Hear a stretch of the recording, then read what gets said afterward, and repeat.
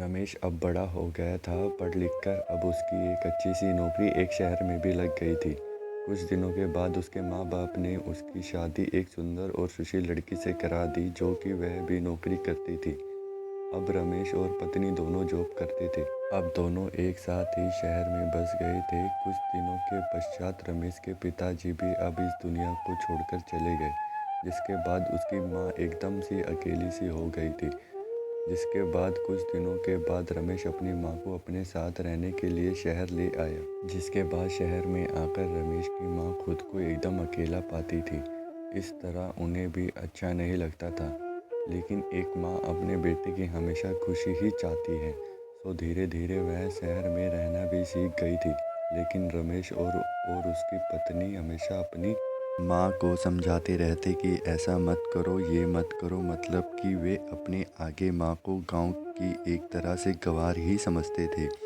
लेकिन माँ का दिल तो हमेशा अपने बच्चों के लिए बड़ा ही होता है। सो वह भी सभी बातें चुपचाप सुनकर हाँ में हाँ मिलाकर रह जाती थी। एक दिन की बात है, सुबह रमेश की पत्नी को ऑफिस जल्दी जाना था। तो वह सब कुछ जल्दी से तैयार करके रमेश का खाना पैक करके ऑफिस चली गई। फिर इसके बाद रमेश भी जल्दी जल्दी तैयार होकर ऑफिस निकल गया था। फिर कुछ समय बाद रमेश की माँ ने देखा कि उसका बेटा तो खाने का लंच बॉक्स तो घर पर ही भूल गया है। तो माँ ने बिना देर करते हुए फटाफट ऑफिस पहुंच गई और पास में एक कुर्सी पर बैठ गई, क्योंकि कंपनी में बाहर के व्यक्ति को अंदर जाने के लिए मना था। तो फिर बेटे को दिक्कत ना हो इसलिए फ़ोन ना करके मैसेज किया। लेकिन रमेश अपने काम में बिजी था, सो माँ के मैसेज पर ज़्यादा ध्यान ना दिया। लेकिन उसकी माँ बाहर कब से उसका इंतज़ार कर रही थी। इस तरह कई घंटे बीत गए और इस बीच कई मैसेज भी किए, लेकिन रमेश का कोई उत्तर नहीं आ रहा था। इस तरह रमेश की माँ को चिंता होने लगी थी। लेकिन रमेश अपनी माँ के कई मैसेज आने के बाद वह अंदर ही अंदर खूब गुस्सा होने लगा था।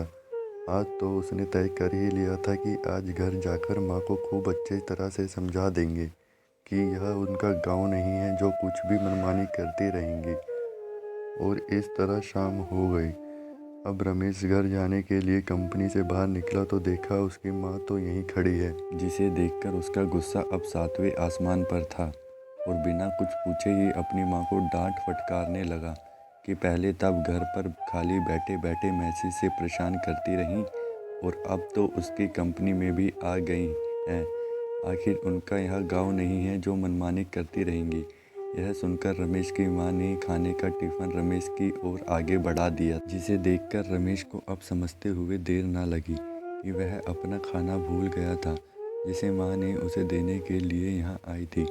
इसके बाद रमेश की माँ बोली, बेटा, भले ही तुम बड़े हो गए हो, बड़े शहर में रहने लगे हो, भले ही अच्छे बुरे की ज़्यादा समझ आ गई हो, लेकिन मेरे लिए आज भी मेरे कलेजे का टुकड़ा ही हो, जिसे मैंने बचपन से लेकर आज तक पालते हुए आ रही हूँ। रमेश की अब आंखें खुल चुकी थी कि आखिर उसकी माँ उसकी परवाह करते हुए खाना लेकर आई थी, जिसे वह बिना सोचे समझे अपनी माँ को ही डांटे जा रहा था। अब वह अपने किए हुए पर बहुत पछतावा हो रहा था, जिसे देखकर माँ ने उसे एक बार फिर से अपने गले लगा लिया। और इस तरह रमेश अब आगे से खुद को माँ के लिए बदल लिया था। अब उनकी पहले से ज़्यादा अच्छे से देखभाल करने लगा था, जिसके बाद माँ को भी अब शहर भी अच्छा लगने लगा था, क्योंकि अब उसका बेटा फिर से उसे मिल गया था।